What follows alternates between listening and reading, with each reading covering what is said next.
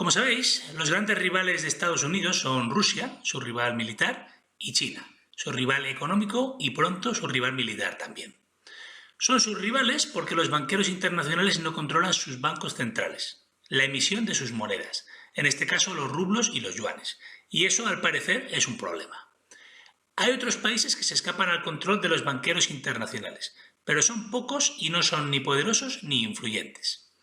Básicamente son aquellos países a los que nuestros medios de comunicación tratan mal, los sospechosos habituales: Venezuela, Cuba, Serbia, Irán, Siria, Corea del Norte y alguno más, aunque últimamente se han incorporado a esa lista Erdogan en Turquía y Duterte en Filipinas. En todos estos países hay gobiernos autoritarios e incluso dictaduras, por lo que son gobiernos que nos caen antipáticos. De hecho, a mí también me desagradan los gobiernos autoritarios. A nadie en su sano juicio le gusta un gobierno autoritario. Pero tenemos que comprender una cosa: cuando te enfrentas al país más poderoso del mundo y a los banqueros internacionales, has de reunir los pocos recursos que posee tu país y construir una muralla sólida, compacta. Y no puedes permitir divisiones ni disensiones internas, porque eso solo facilita la labor a los enemigos externos. Otra cosa es que los gobernantes de esos países aprovechen esta circunstancia para acallar cualquier crítica, incluso las críticas legítimas y constructivas. Es lamentable, sí, pero dejemos las cosas claras. El principal culpable de esa situación es ese enemigo externo que no respeta la soberanía de esos países y los quiere someter, dándoles la excusa perfecta a esos dictadores para reprimir cualquier crítica, tanto la constructiva como la saboteadora.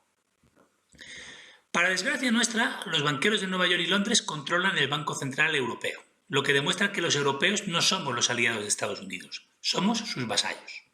Pero bueno, en realidad los propios ciudadanos norteamericanos también son vasallos de los banqueros.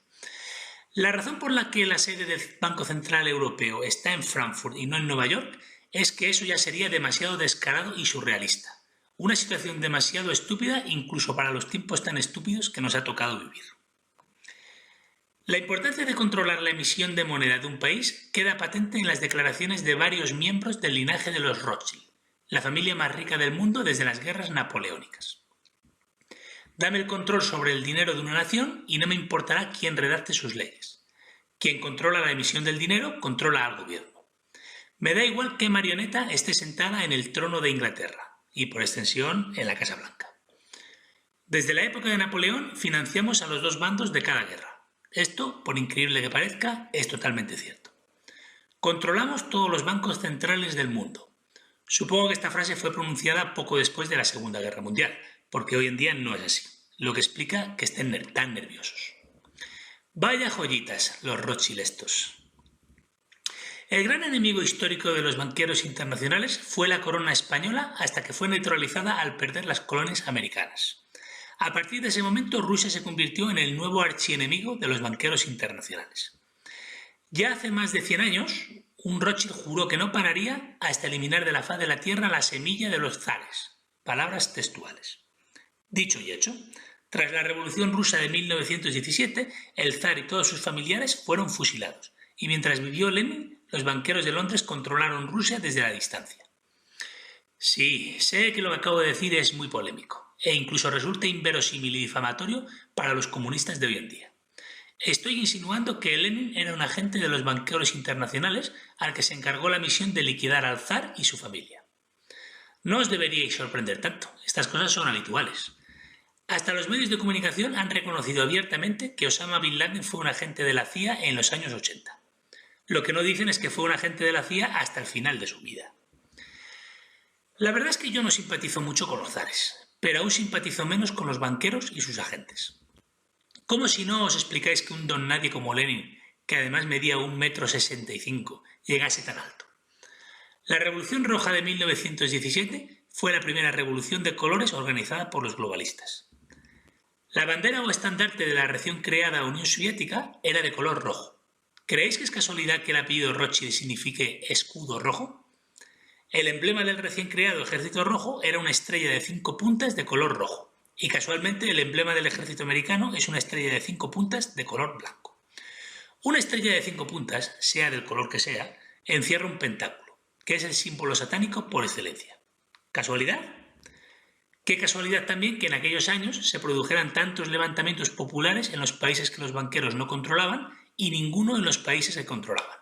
La revolución espartaquista en Alemania en 1919, la revolución de Bela Kun en Hungría en 1919, etc. Afortunadamente, todos esos levantamientos fracasaron.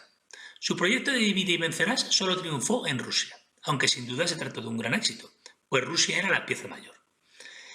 El plan era que cuando Lenin muriera le sucediera a Trotsky, el revolucionario internacionalista por antonomasia, pero entonces ocurrió un milagro. Cuando Lenin murió en 1924, Stalin se cruzó en su camino y se alzó con el poder. Desde ese momento los banqueros perdieron el control de la Unión Soviética y del Ejército Rojo, y desde ese preciso momento la Unión Soviética se convirtió en el enemigo número 1 de los banqueros internacionales. Para acabar de complicar las cosas, en 1933 llegó al poder Adolf Hitler, que odiaba a muerte a los banqueros internacionales y odiaba a muerte a los rusos. Así que sucedió lo que tenía que suceder. Los banqueros y los rusos pactaron una tregua temporal y se aliaron para destruir a Hitler. Al final de la guerra, los banqueros se quedaron a Alemania Occidental y los rusos a Alemania Oriental. Esta puntual colaboración suavizó un poco su enemistad, pero enseguida la cosa se torció, iniciándose la Guerra Fría. Desgraciadamente, los rusos decidieron continuar aplicando el comunismo, un sistema político y económico desastroso, y todo acabó como tenía que acabar. Cuando la Unión Soviética colapsó en 1990, los banqueros se hicieron nuevamente con el control de Rusia. Fue una década desastrosa para los rusos, pero entonces ocurrió otro milagro. Vaya, parece que Rusia es la tierra de los milagros. En el año 2000, Putin se cruzó en su camino y se alzó con el poder. Putin y los rusos de hoy en día, que son bastante anticomunistas, como es normal, pues ellos sufrieron el comunismo en sus propias carnes, deberían eliminar la estrella roja como emblema de su ejército. Pero de momento la mantienen porque se sienten orgullosos de las gestas del Ejército Rojo durante la Segunda Guerra Mundial. Los banqueros odian a los rusos. Les odiaban antes cuando eran comunistas y les odian ahora que son capitalistas. En realidad la razón por la que les odian es que no se someten a ellos y no les entregan el control de su banco central y de sus recursos naturales. Por eso los banqueros aman a los europeos, porque nosotros sí nos sometemos de buen grado y les cedemos sin rechistar el control del Banco Central Europeo. En la actualidad, los globalistas han vuelto a poner de moda la costumbre de organizar revoluciones de colores en los países que no controlan, con resultados desiguales. La Revolución Rosa de 2003 derrocó al gobierno prorruso de Georgia, pero la Revolución Verde de 2009 de Irán fracasó, como también fracasó la ofensiva de 2014, el año de la Revolución de los Paraguas Amarillos de Hong Kong, de las continuas manifestaciones de grupos opositores en Rusia y de la Revolución Naranja en Ucrania, aunque esta última sí triunfó parcialmente, como ya sabéis. A las revueltas que se están produciendo ahora mismo en Venezuela, curiosamente no les han asignado ningún color. Pero vamos, la CIA se está empleando a fondo para derrocar a Maduro. Pero nuevamente me he ido por las ramas, porque el tema de hoy no es Rusia, sino China, el país que está destinado a convertirse en el Stalingrado de los banqueros internacionales, con el agravante de que son los propios globalistas los que han hecho increíblemente poderosa a China, su futuro verdugo. ¿Cómo demonios ha podido ocurrir esto? Pues porque, como ya he comentado alguna vez, la nueva generación de banqueros no es tan brillante como las anteriores. Pasa en las mejores familias. El abuelo levanta un imperio, el hijo lo expande y el nieto lo hunde. Esta historia es realmente interesante. Como ya expliqué en el primer audio, los antepasados de los actuales banqueros dieron sus primeros pasos en Londres en el siglo XVIII. Su primera gran operación lucrativa fue la conquista de la India a partir de 1757. A través de la corporación privada conocida como la Compañía de las Indias Orientales. En 1793, el embajador británico Macartney fue recibido por el emperador chino. La expedición fracasó porque los chinos creyeron que los europeos no tenían nada interesante que ofrecerles. Desde ese momento, los contrabandistas ingleses empezaron a importar a Europa té y, en menor medida, seda y porcelana desde China. Pronto Gran Bretaña experimentó un gran déficit comercial con China, que se negaba a comprar nada a los británicos. Así que estos decidieron introducir de contrabando en China opio cultivado en la India. El número de drogadictos en China se disparó y toneladas de plata salieron sin control del país. Así que ya veis, la reina Victoria era el Pablo Escobar de la época. Cuando el gobierno chino trató de capturar a los narcos, la Armada británica atacó a China, iniciándose la Guerra del Opio de 1839. ¿Qué cosas más chungas sucedían en el pasado, verdad? El gobierno de Su Majestad traficando con drogas, esclavitud en las plantaciones de América. ¡Qué época más loca! No como hoy, porque hoy no existe la esclavitud, ¿a que no? Pensadlo bien. Antes se llevaban a los esclavos a las plantaciones, pero como hoy no se puede hacer eso, se llevan las plantaciones a los esclavos. Es decir, las fábricas textiles a Bangladesh, por ejemplo. No seáis ingenuos, los tiempos no han cambiado tanto. ¿Y qué decir de los grandes capos de la droga? A la reina Victoria de Inglaterra la ha sustituido el presidente de los Estados Unidos. ¿O acaso desconocéis que desde que Estados Unidos invadió Afganistán, el cultivo de amapolas, la flor de la que se extrae la heroína, se ha triplicado? Y que el número de heroinómanos en América se ha multiplicado por 10 en la última década. China nunca fue invadida. Las potencias europeas, especialmente Gran Bretaña y Francia, firmaron tratados comerciales muy ventajosos, fundaron sus propios barrios en las principales ciudades costeras chinas y sofocaron militarmente un par de insurrecciones en 1856 y 1900, pero nunca intentaron invadir China. Yo creo que si hubiera sido factible, el Imperio Británico lo hubiera hecho, pero los ingleses sabían que los chinos eran más peligrosos que los indios, por lo que prefirieron ser prudentes y se conformaron con exprimir a China como un limón. En 1949 la fiesta se acabó, pues triunfó la revolución comunista de Mao y los extranjeros fueron expulsados. ¿Por qué os he explicado todo esto? Porque quiero que entendáis las motivaciones psicológicas que han conducido a los actuales banqueros internacionales a cometer un error fatal, un error que tal vez cause su perdición e incluso su extinción. Los banqueros de hoy en día saben que sus antepasados hicieron fortunas incalculables explotando la India y China, y en su fuero interno sueñan con emularlos y repetir sus gestas. A este nostálgico recuerdo hay que añadir otra variable, una experiencia de primera mano que ha impulsado a los banqueros a probar suerte en China. A partir de 1965 se instauraron las maquiladoras en la frontera entre México y Estados Unidos. Las multinacionales americanas llevan piezas sueltas a estas fábricas mexicanas y allí se ensamblan, para a continuación transportar estos productos acabados de vuelta a Estados Unidos para venderlos allí. Todo ello sin pagar aranceles y pagando sueldos bajísimos a los mexicanos, o mejor dicho, a las mexicanas, porque en estas fábricas suelen contratar a mujeres. Tened en cuenta que los dueños de estas multinacionales son, en su mayor parte, los banqueros internacionales. Pues bien, esta experiencia fue tan positiva que pronto pusieron sus ojos en China. Si habían ganado tanto dinero en México, ¿cuánto podrían ganar en China? Un país con un mercado de 1.000 millones de personas en el que la gente estaría dispuesta a trabajar por todavía menos dinero que los mexicanos. Dicho y hecho. En 1972, el brazo derecho de David Rockefeller, Henry Kissinger, consiguió convencer a Mao para que permitiera las inversiones norteamericanas en China. Fue un proceso lento que empezó a despegar en serio en la década de los 80.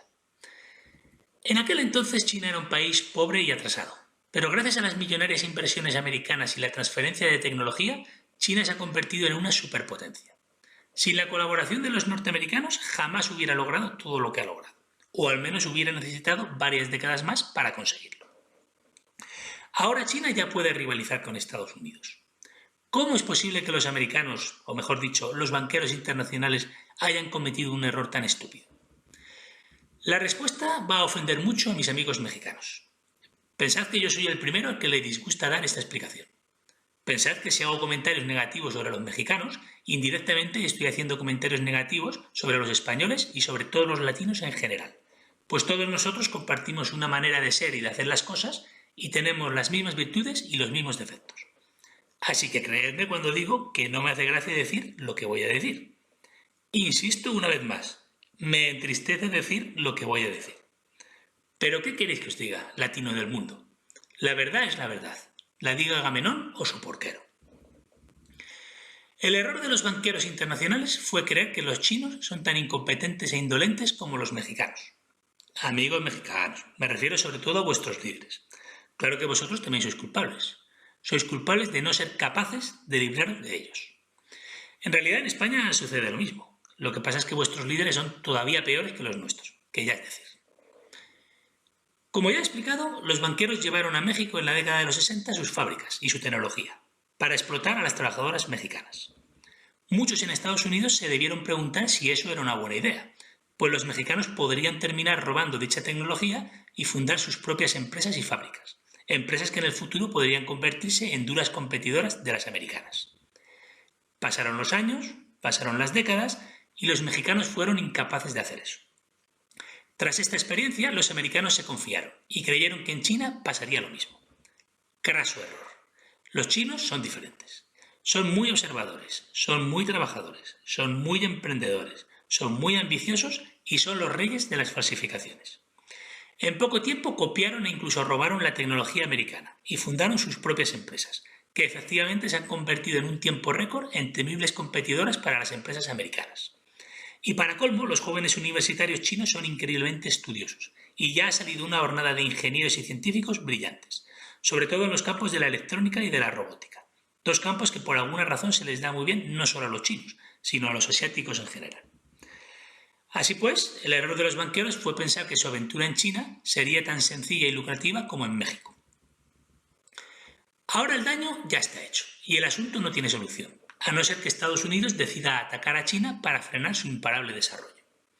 Militarmente, Estados Unidos aún está un peldaño por encima de China, pero teniendo en cuenta que un océano separa a ambos países, la extensión de China, el hecho de que son 1.300 millones de personas y que la poderosa Rusia es su aliada, y todo ello sin olvidar la exacerbada división de la sociedad norteamericana, a lo que hay que añadir la epidemia de obesidad y drogadicción que asola ese país, en fin, yo no veo claro que Estados Unidos tenga capacidad para invadir China. En teoría sí, sobre el papel sí, pero ¿qué queréis que os diga? La teoría es una cosa y la realidad es otra. Pues bien, si Estados Unidos no para los pies a China, los chinos pronto se desconectarán del sistema financiero occidental y crearán su propio sistema financiero en Oriente. Esto destruiría a los banqueros de Nueva York y Londres, o al menos estos verían reducido su ámbito de poder e influencia a Estados Unidos y Europa, lo cual es un estrepitoso fracaso para ellos, porque desde la Segunda Guerra Mundial prácticamente dominaban el mundo. En la década de los 30, los banqueros decretaron un embargo contra los alemanes y los japoneses, dos países que carecían de materias primas, empujándoles a tomar la decisión de invadir Rusia y China para robarles sus recursos. Una vez Alemania y Rusia por un lado y Japón y China por el otro se machacaron entre ellos, el Imperio Británico y Estados Unidos entraron en escena para invadir Alemania y Japón, sus rivales industriales. Lo que se dice una jugada maestra. Pero bueno, de eso hace ya mucho tiempo y el mundo ha cambiado mucho desde entonces. Así que de igual forma que para los alemanes Stalingrado fue su tumba militar, para los banqueros internacionales China será su Stalingrado financiero. En este escenario, los banqueros serán incapaces de implantar una única moneda mundial, y menos aún para 2018. Pero desgraciadamente aún estarán en condiciones de implantar una única moneda en Estados Unidos y Europa. O sea, que los chinos y los rusos van a conseguir librarse de ellos y nosotros seremos los únicos inútiles que seguiremos siendo dominados por ellos. Por cierto, acabo con buenas noticias. En el anterior audio me felicitaba porque, por fin, el Altísimo se ha decidido a echarnos una mano. Y en marzo se llevó al otro mundo a David Rockefeller, el gran jefazo de los globalistas. Pues bien, la semana pasada se llevó a Zbigniew Brzezinski, consejero de Jimmy Carter entre 1977 y 1981, pero que en realidad era uno de los hombres de confianza de Henry Kissinger. Parece ser que Dios le está cogiendo el gustillo a eso de llevarse al otro barrio a los malos. Pues nada, que siga, que siga.